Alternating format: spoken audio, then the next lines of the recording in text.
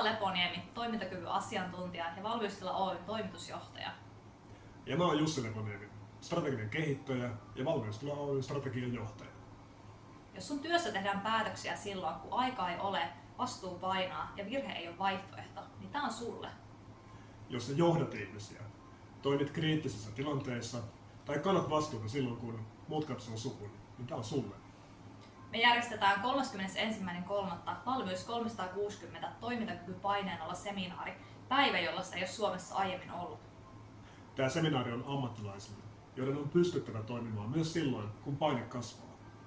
Päivässä toimintakykyä tarkastellaan nelikenttänä: fyysinen, henkinen, taktinen ja strateginen näkökulma. Jokaista näkökulmaa edustaa alansa kärkiasiantuntija omaan kokemuspohjansa perustuen. Päivän jälkeen sä tunnistat oman toimintakykysi rajat paineen alla.